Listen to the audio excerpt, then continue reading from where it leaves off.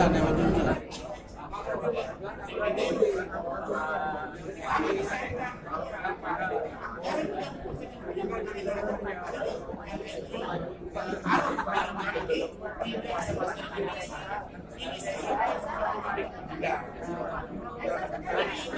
perlu dipikirkan kembali oleh para bahwa ini kalau miliar sektor 5 tahun sudah 50 miliar adalah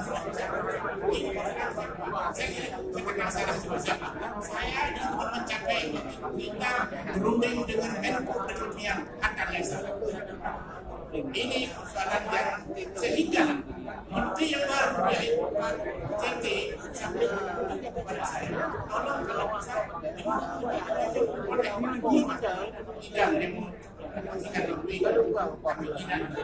ini saja pertanyaan saya. Terima kasih. Assalamualaikum. Nama saya Warif Daud. Dan saya Putri kalau saya Terima kasih Pak Fajri. Waalaikumsalam warahmatullahi wabarakatuh. Pak Sulaiman,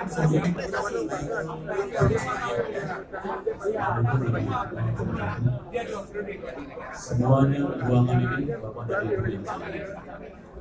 Dengan waktu ingin menyampaikan satu hal. Saya salut dengan gubernur yang mencantumkan hebat. Artinya sekarang investasi menurut dan tahun 2018 50% dari investor. Pertanyaan yang sering kami terima baik awal Pak Sulaiman apakah Aceh aman? Saya menjawab itu. Mengapa? Oleh karena itu, seorang investor, beberapa pengusaha, dia ingin ada dua hal. Pertama, keamanan terjamin. Kedua, kepastian hukum. Oleh karena itu, saya sekian kalinya menyampaikan kepada mohon faktor keamanan ini menjadi perhatian khusus. Walaupun dua dari 4 pembicara, dua berbeda pendapat tentang keamanan. Profesor mengatakan Aceh sangat aman. Dan tidak tahu mana indikasinya. Tapi Pak Sabri mengatakan kendala bagi kami adalah keamanan dan saya setuju. Karena itu saya dapat pastikan bahwa di Aceh hari ini masih banyak senjata api dan munisi ditangkap. Ini akibat dari konflik masa lalu. Oleh karena itu tanggung jawab keamanan sebenarnya adalah bahwa ada Polda di sana, ada TNI di sana adalah instansi yang bisa diperintahkan. Karena itu untuk menjadi Aceh ekonomi yang hebat, saya kira faktor keamanan yang penting. Terima kasih. Terima kasih Pak Sulaiman. Silakan Bang Ismail yang terakhir, yang waktunya sudah Nama saya Ismail Rashid.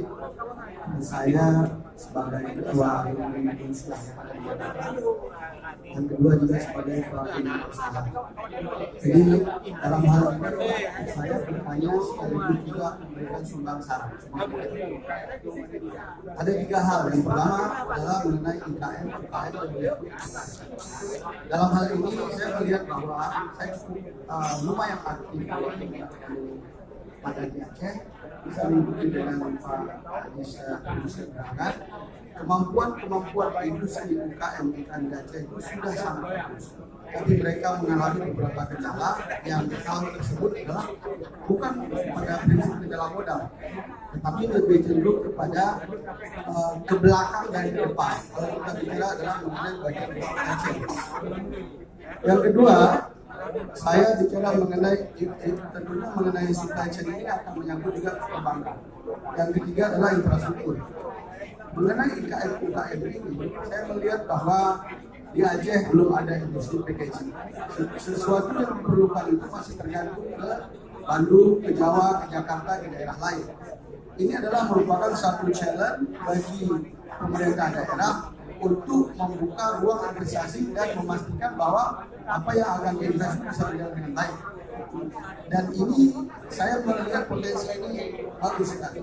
Saya pernah berdialog dengan tim dari IKM termasuk wakil program itu, bahwa beliau sampaikan seperti hasil mamah bisa diolah yang mendapatkan value added bukan hanya ekspor ikan.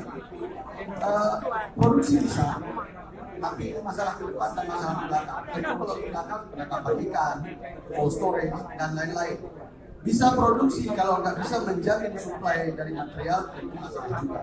Kemudian packaging, SNI, labeling untuk penyimpangan dan ekspor. Nah ini adalah merupakan bagian dari supply chain dan logistik. Yang ketiga, kita melihat bahwa infrastruktur di Aceh itu untuk mendukung masalah ini. Saya memikirkan bahwa karena ekspor saya adalah di transportasi dan logistik, dan hal ini saya sudah melakukan sudah 25 tahun dan ada 15 tempat di Indonesia. Untuk sementara ini saya mengoperasikan pelabuhan yang ada di Sibolga sudah 5 tahun, dan insya Allah juga di Tanjung Priok, di Surabaya, dan beberapa pelabuhan lain di timur. Saya melihat bahwa satu contoh yang paling ekstrim tahun 5 tahun yang lalu waktu Pak Mualim sebagai wagub, beliau sudah juga melihat pelabuhan di Bitung. Bitung tahun 2006 masih sangat tinggi. Sekarang mereka menjadi pelabuhan samudera. Luar biasa.